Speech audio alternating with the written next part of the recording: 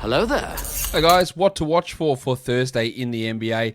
Pretty light schedule for the league with only the 3 games on. So we're going to talk about those 3 games now and see what I'm looking for in those games. We'll be able to pay a little bit more attention to detail for those games as well on Thursday without having to scoot around and watch a whole bunch of different things. The first game we take a look at, the Raptors and the Bucks, the Del Curry Bowl. I want to watch Norman Powell. He remained in the starting lineup in the first game against Milwaukee on Tuesday, sorry. Now, we don't know whether Kyle Lowry is going to play, so I would assume that Powell sticks no matter what in the starting lineup, but he only took 7 shots. And that low usage with Anunoby back and seemingly in a higher pecking order than what Powell is, could have a real determination on where Powell's value lies as we move forward. Boucher, the wiki, he also put up a really big game on Tuesday, and I expected his minutes to be limited going up against the Bucks. We'll see what happens the second time around. I believe the first time they played the Bucks, he played 18 minutes. So it is a little bit all over the shop, so we always want to watch how Nick Nurse is utilizing Chris Boucher. For the Bucks, Punch Bob, shit bloke, Bobby Portis continues to be efficient and solid defensively. Mainly his strength is offensively, of course. Coming off the bench, he's putting up numbers which make him a 12-team league guy. I have no idea how it's happening, but it is continuing to happen, and Portis is a guy to pay attention to. And then we'll always also watch Giannis. Giannis Antetokounmpo. I want to watch Gianni because I want to see the free throws. Now, Gianni is playing at a massive, massive level at the moment. Just some really big numbers from him, and the free throws are improving as well. So I want to see whether Gianni can be a 75% guy rather than a 65% guy, because we all know how much he's getting to the line, but let's see if he can convert them, because that is going to be massive for Antetokounmpo moving forward. Next up, the Nets and the Lakers, the Jordan Farmar Bowl. I want to watch Joe Harris. We know that Kevin Durant is out. We know that Kyrie Irving is likely to play. We know that Joe Harden. We know that James Harden is there. But I want to pay attention to Joe Harris, who is sort of a 3-point specialist, but maybe a little bit more. I believe he's hitting about 47% of his threes this year. And to be honest, I'm not sure how much it comes down. He doesn't do too much else, but his ability to do that on a high field goal percentage, even though, weirdly, his free throws aren't that good, makes him really valuable.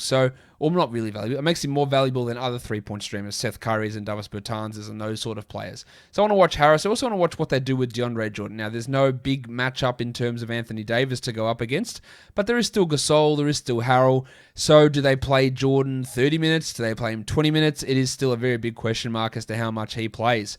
For the Lakers, Kyle Kuzma will get another start with Anthony Davis out. He was not that good last game. He can be better.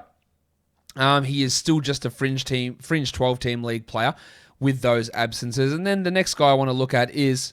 Oh, hi, Mark. Marc Gasol. 30 minutes last game for Gasol. Montrezl Harrell played 18. Will they continue to run that sort of lineup? Because Davis is out, it means that you need more defense out there. That absolutely is one of the biggest things that I want to watch. That Gasol and Harrell minute split, because it's going to have a big indication on what Montrezl's value is moving forward. The Heat and the Kings. The Hassan Whiteside Bowl. The world. For the Heat, I want to watch Tyler Hero.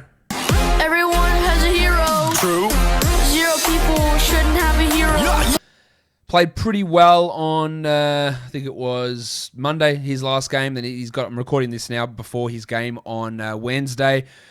Yeah, playing at a solid enough role coming off the bench. I wonder if they'll just go drag it straight into the starting line when he returns and then keep Hero in this bench role. And I also want to watch Dunk Robinson, the Spur. We talked about 3-point streamers and Joe Harris before. Robinson is firmly in the streaming category versus the must roster. He's doing absolutely nothing at this point outside of hitting. He's hitting threes, but he's not doing it at the elite efficiency. His 2-point efficiency is not there. To me, he is more of a streamer than a must hold, and in points leagues, he's a clear drop.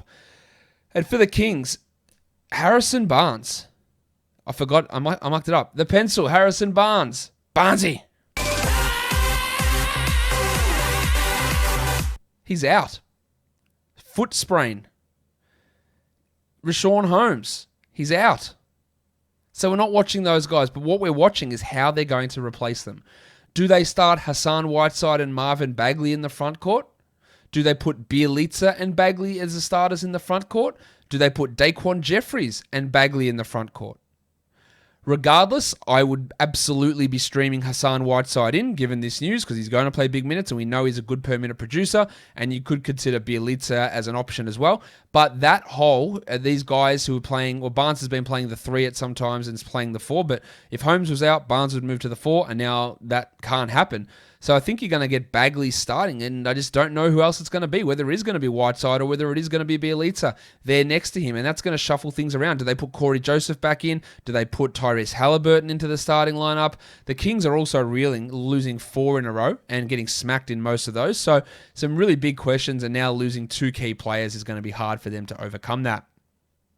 Let's look at some stream options outside of Whiteside.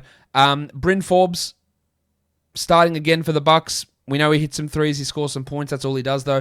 Paddy Connaughton, he won't do what he did last game, but he's at least worth a flyer in a 20-minute-a-night sort of role. Andre Iguodala for the Heat, Alex Caruso for the Lakers, and his teammate Marc Gasol. He is also a stream option. For points leagues, we're looking at Kelly Olynyk and Kendrick Nunn, both from Miami, as solid enough points league streamers, rostered in under 50% of leagues.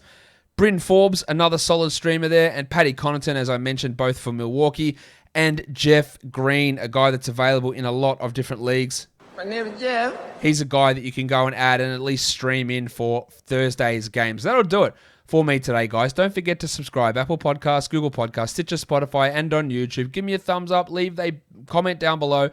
Hit the notification bell, guys. We are done here. Thank you so much for watching, everyone. See ya.